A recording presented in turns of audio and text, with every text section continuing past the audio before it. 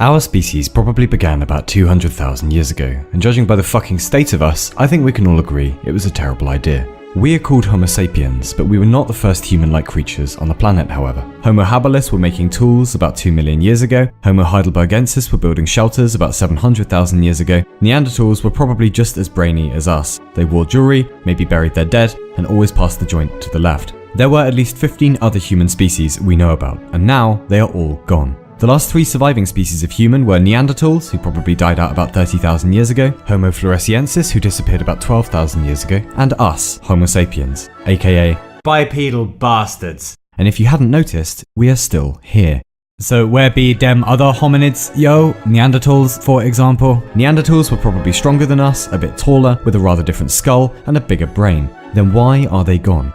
You see, old Gary Neanderthal might have been a smarty pants, but we had a secret weapon, which is mouthy word noises. Speech is fine for dissing and cussing, but it lets you do other stuff, like organize. This allows you to, as the evolutionary biologists put it, fuck shit up!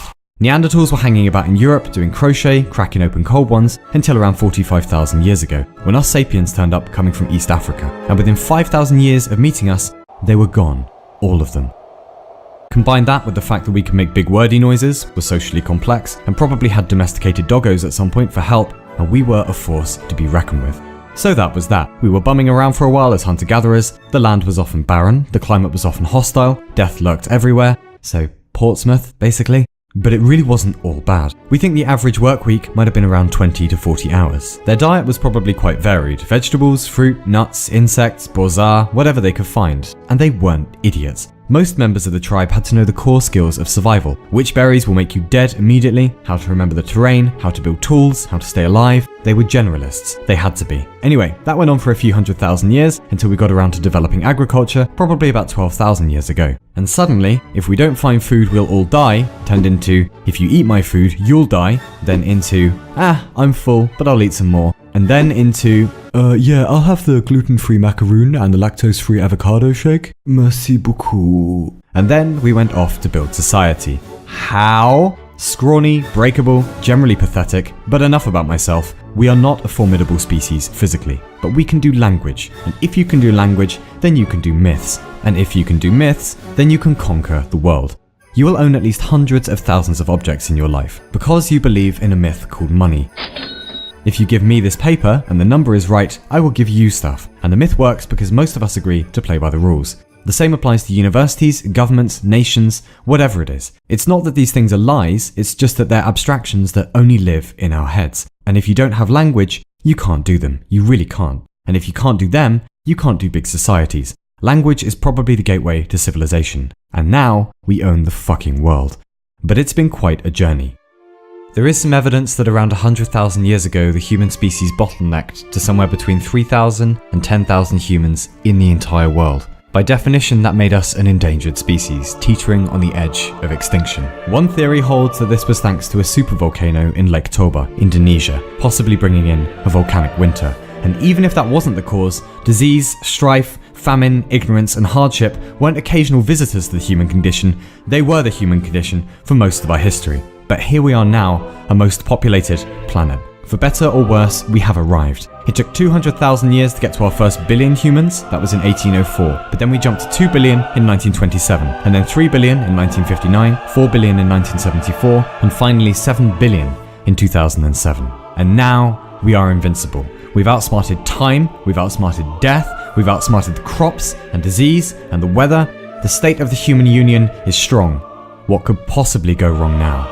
What could possibly go wrong now? What could possibly go wrong now? What could possibly go wrong now? What could possibly go wrong now? What could possibly go wrong now? What could possibly go wrong now?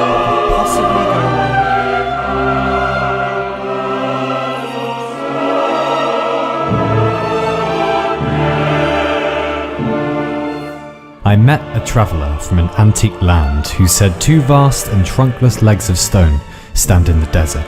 Near them, on the sand, half sunk, a shattered visage lies, whose frown and wrinkled lip and sneer of cold command tell that its sculptor well those passions red, which yet survive, stamped on these lifeless things, the hand that mocked them, and the heart that fed. And on the pedestal these words appear. My name is Homo sapiens, hominid of hominids.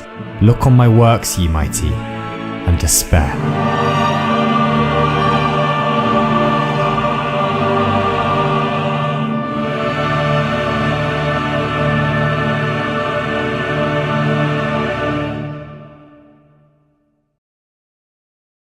Well, then again. In 1977, a probe was launched into space called Voyager 1. 41 years later, Voyager 1 is travelling away from us at about 38,000 miles an hour and is now 13 billion miles distant. And aboard Voyager is a message from Jimmy Carter, the 39th President of the United States. And the message reads, "This is a present from a small, distant world. A token of our sounds, our science, our images, our music, our thoughts, and our feelings. We are attempting to survive our time so we may live into yours. We hope someday, having solved the problems we face, to join a community of galactic civilizations. This record represents our hope and our determination and our goodwill in a vast and awesome universe." And were we able to include just a few more lines in that message to tell our spacey friends a little more about ourselves and our deep history and our ambitions and our ancestors, and just maybe we'd say that, wow, P.S. we think shit went down like this. Life probably began on our planet about 4 billion years ago as simple organic machines. We don't know how yet. Then a sudden explosion of diversity 500 million years ago. 50 million more years and plants are taking the land over. 50 million more and insects have arrived. Next, the dinosaurs are taking the stage, 700 species at least, ruling the planet for around 145 million years before something, possibly asteroid-shaped, wipes them out. But it's okay because here come bats and butterflies, giraffes, bears, hyenas, sloths, vultures, mammoths, turtles! You fucking name it. And then the rise of the primates, and 2 million years ago appear our first true ancestor, Homo habilis, and at least 15 other species of the Homo genus spreading out across the world, until about 200,000 years ago when a new genus, our genus, emerges, Homo sapiens, large-brained organizers, talkers, thinkers, capable of high abstraction, of building tribes and cities and nation-states, capable of ending the world in a day. We have stepped into an age of great technological potency, though there are gaping holes in our wisdom. We've become a global superorganism, though we still harbour our tribal inclinations. We've pulled a bunch of fuck-ups, and we're really quite confused and alone, and frankly scared. But we hope to enjoy the privilege of being a semicolon in history, rather than a full stop. So on behalf of the 150 billion who came before us, and our human cousins who didn't make it, we just hope this message finds you well. And we hope, when you find us, thousands of years from now, that we are well too. In any case, please just write back. It's dark out here, and we're the last humans left.